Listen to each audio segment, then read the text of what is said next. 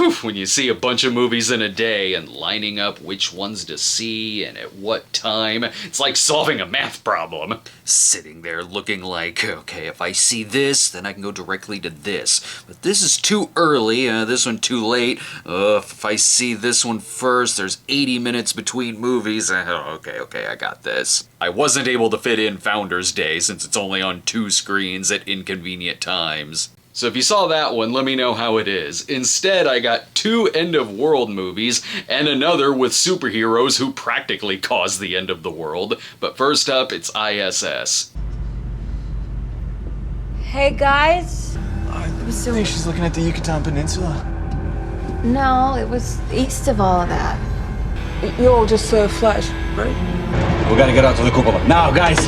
On board the space station ISS, we have a team of Americans and a team of Russians who are all having a great time, drinking, listening to music, until, there's some shenanigans going on Earth, where one says, I don't think those are volcanoes. That's right, nuclear war breaks out on Earth, and both sides are given orders from their governments to take control of the ISS, even if it means throwing someone into space or going at each other with sandwich knives. I kinda like this. It's definitely my cup of tea. It plays like an old Outer Limits episode, or like it'd be one of the Cold War movies I came across in 1983 in film. I like when this catastrophic event happens, they still have to be level-headed about it and have to have a good poker face to the other members of the crew. There is some unsettling imagery too, as you see the Earth just more and more on fire in the background as it goes along. The acting is solid, and each had very good chemistry with one another. The characters are certainly types, but the actors do make it believable enough. If one is supposed to be likable, they very much are,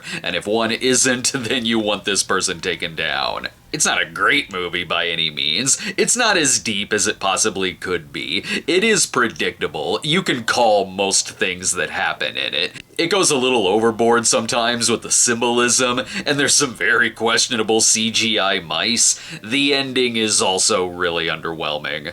I don't know if it's something you need to rush out and see, but it's a good B- in that it's a serviceable 90-minute quick thriller if you want to get out of the house and see something that's fun and suspenseful when it's on, but won't make a best of the year list by any means. The next one ain't gonna make any best lists either. Here's a clip from the Indian superhero movie HanuMan.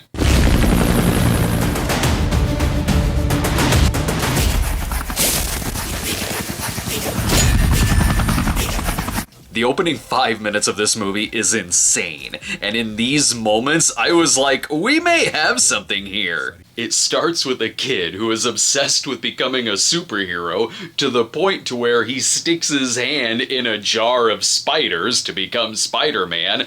That doesn't work, so he tries jumping off a building to become Superman. That also doesn't work, but then he remembers, oh wait, Superman and Batman's parents are both dead, so he kills both of his parents in a house fire. Years later, he's the kind of superhero you think he is. When a criminal says, "You're not supposed to kill people," he then puts his gun away and jams a knife in the guy's throat. Also, he's called Mega Man. With this opening, I was thinking superhero movies are back, baby! But that was short-lived, because after that sequence, just a whole other movie happens. We then get the setup for the hero Hanu Man, and the tone radically shifts. Instead, now it's about a guy who takes on the evil tax collectors with a slingshot until finding a magic pearl that turns him into Hanu Man. But more often than not, it's silly rom-com stuff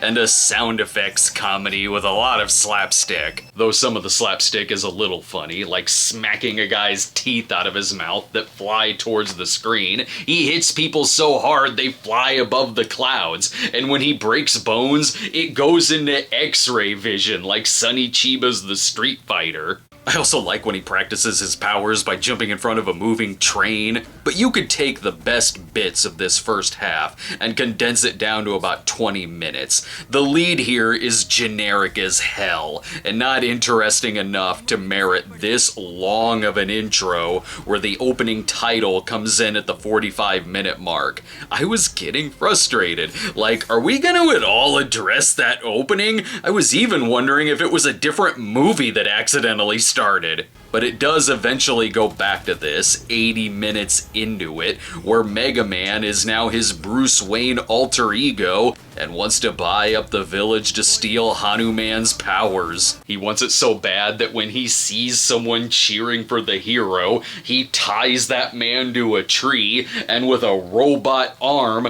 punches through it that explodes the man. The second half is better, but I found myself rooting for the villain more, only because he's a way more interesting and fascinating character. But even this part isn't perfect. Mega Man has a sidekick named Siri, whose catchphrase is to say Shazam every single sentence. It gets old fast. Some effects are okay, then others look like Scorpion King from The Mummy Returns showed up, and there's some bad green screen too. I've also not seen this before, but whenever there's a CGI animal, the letters CGI pop up on screen, like, thanks for telling me that the sad monkey who looks at the camera and says, "Boss!" is CGI. This is a flat C. There's greatness hidden somewhere in this overstuffed, uneven movie. It's got a great opening, an okay second half, but it's a slog to sit through between those moments. Up next, it's the new disaster movie drama, The End We Start From. Where are you going to go? Home. Going home.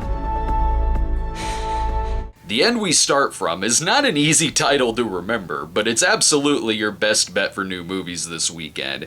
In it, a mother gives birth to her baby during the start of a flood disaster, and already this goes for a way more realistic and human tone than if it were just a straight-up disaster film. Like, there's no parts where a flood is chasing her and her baby in a closed hallway. Instead, we see them hit the road searching for either shelters or relatives, not knowing who to trust, and protecting her newborn to make sure he's fed and comfortable. It's got an excellent cast, all of whom deliver great performances. Mark Strong is in this, and Benedict Cumberbatch, and we spend moments with these other characters learning how they're dealing with the tragedy and how it's affected their lives too. She strikes up a friendship with another mom played by Katherine Waterston, and these moments have a lot of heart. It's a very relatable film too, right down to the little celebration they do when the baby falls asleep in the stroller, and these moms helping each other out if one sibling needs to go out for a cigarette break. It's a movie I still would have liked even before my son was born,